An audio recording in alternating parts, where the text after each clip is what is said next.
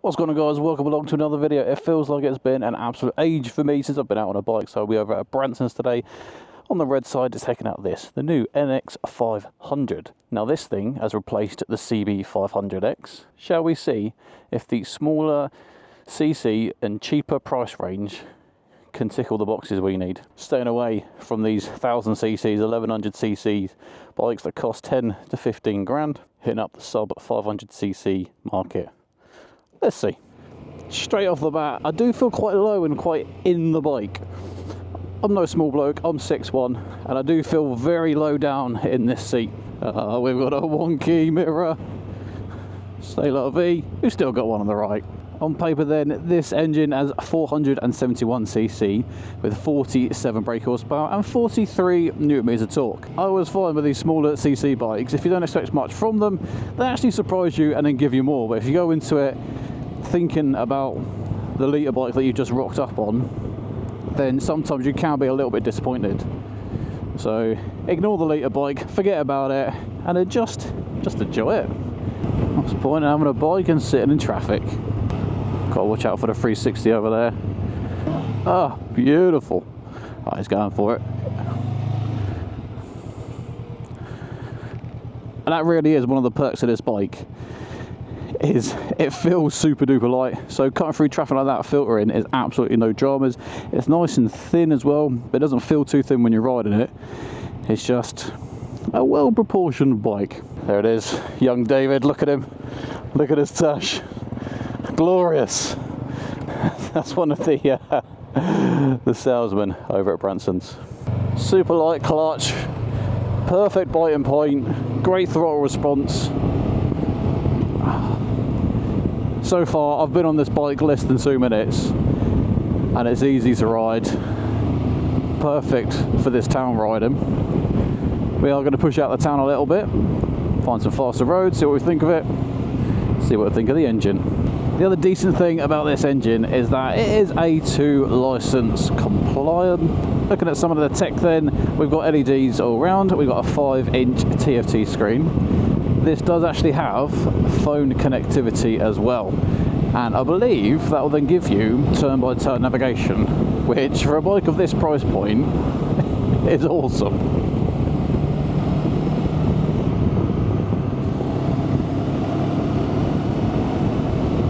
Now this specific bike does have the adventure pack on, which I believe comes in at around £980. I'll put on the screen everything that it does come with, but from where I'm sitting, I think we've got the tinted screen, there's crash bars on the outside, fog lights at the front, the button is just there at the top left hand side of the screen, probably these little bark busters, and yeah, anything else I'll whack them on the screen.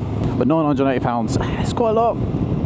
It's one of them, if you're not going to be doing any form of off-roading, then I wouldn't bother. Save your money, don't need the crash bars, don't need the bark busters, and then just buy a tinted screen if you want that. Talking about the windscreen, I don't think it's adjustable. I'll grab that crossbar and give it a little wiggle and it doesn't move, so that's going to be more for your mounting your phone or your GPS. So it's nice that it does have the capability if you don't want to use the turn-by-turn navigation. But for me, like I said, 6'1", I'm not a small lad. The wind is hitting me kind of just at the tip of my visor, so I am getting a little bit of noise on the helmet. So if I was to get this bike, I would look and see if they had a bit of a taller screen. There's a little cutout on the left hand side, so I reckon you can easily add a USB charging point on here as well. Again, I mentioned about the price point. Well, I haven't mentioned the price yet, we'll get to that, don't worry. But this bike also has backlit controls, i.e. at night time some of the lights on handlebar will have little lights behind them, so you can easily see where they are and push them. Something that even big expensive bikes don't have nowadays. Keeping on the tech theme, this bike also has traction control where you can turn it on or off. There's a little button on the left hand side with a T above it. Push and hold, and then you get a little orange T on the left hand side of the screen, and then push and hold it again to turn it off, or traction control back on, shall I say. And that throttle was remained on, so you don't have to come off the throttle, be in neutral, have the bike off or anything. You can do it on the fly. Like I said, it's light, so it's easy to flick around. Because it's a small CC displacement, it's not got obviously the punchiest engine around. But again, if you jump on this not expecting a super punchy engine, then I reckon you'll be pleasantly surprised. More than enough to enjoy these back rows on. Yes, there are some vibrations coming through the handlebars. So I had a little panic there, I couldn't see my 360. It's dropped ever so slightly.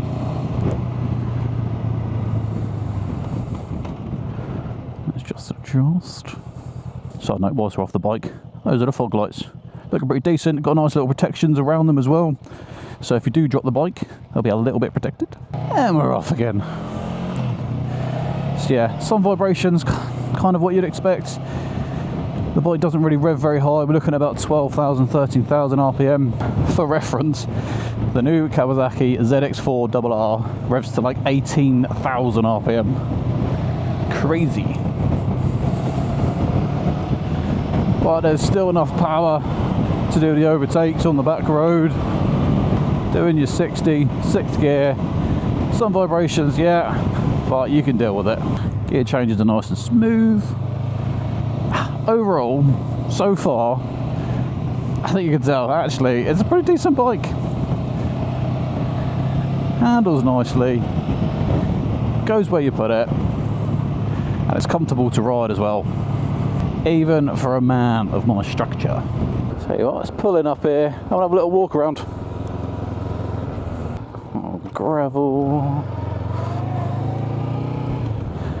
I don't know why, I don't know how tall I am on the bike when sat on it, but going under the old crossbars, you always feel like you can hit it. Here we go then, looking at the front. Honda have slightly revised the headlights. I think actually looks pretty sleek. We've got the same LEDs and then the fog lights as well. Fog lights just add a little bit of extra safety and security really when you are doing riding, whether day or night. More lights, more chance of being seen. We've got the full wraparound crash bars. And here is that tinted visor from the front. The tail section isn't too bad. The number plate doesn't stick out too far, so overall I wouldn't bother getting a tail tidy. We've only got a 17.7 litre fuel tank, so it isn't the biggest, but I've absolutely no doubt the way Honda fuel their bikes and just how economical the engine is, I reckon you're going to get plenty of miles from that tank. I did say I felt kind of quite low in the seat, but the seat height is 830mm stock. Now I don't know if this is a lowered seat, because there is quite a bit of sculpting to it. But if this is the stock seat, actually 830 is a really nice kind of in the middle ground for seat height. And being my height, absolutely no dramas. Then actually one of the last things to notice is that when I was pushing this bike around in this car park, it's super light. So only 196 kilos curb weight, which if you're city riding, like we saw earlier, it's nice and easy to kind of filter. But also if you do want to do a bit of green laning, you can get the off-roady pack, get some more off-road orientated tyres, and then this being so light, you'll be able to throw it around, and then worst case, if you do drop it, you'll be able to pick it up nice and easily. I hear you asking, how much is this bike? Well, this bike is going to set you back £6,800 stock. And I say stock because remember, this has got the adventure pack with that £980 extra. But 6,800 for an A2 compliant bike that's light enough where you don't really feel the weight, handles really nicely in the back roads. I think actually it's a pretty decent price point. More importantly, actually, I think it looks pretty nice. Let me know in the comments box below, what do you think of this? Let's not forget in the brake and suspension, we have got 41mm upside down shower forks. And we've also got dual discs at the front. Now, a lot of places, a lot of manufacturers will try and save money by only doing a single disc at the front on the smaller, lighter, cheaper bikes. So seeing that there's dual discs is a nice touch. Another thing to mention is that this bike comes in 3 different colour options. You've got the solid black, you've got the white and black, or obviously the one I had, which was the red and black. Me personally, you know what? Sometimes I like a stealth black bike, but I actually really like this one in the red, so I'd probably go for the red and black. There's nothing else to cover off, stand around the bike, so let's jump back on it and finish off the review. Here we go then, we are back on the bike. Like I said, those dual discs at the front. Actually, the braking on this is pretty good. I'm still just using one finger. Haven't found the need to go to 2 fingers yet, which is always nice to see. I think for a person of my size, like I said, the biggest problem for me is just going to be that windscreen. It's just forcing a little bit of air into the wrong places, i.e. the top of my helmet. Shorter riders, smaller torsos, you might not find that. And if not, like I said, have a look for a bigger screen.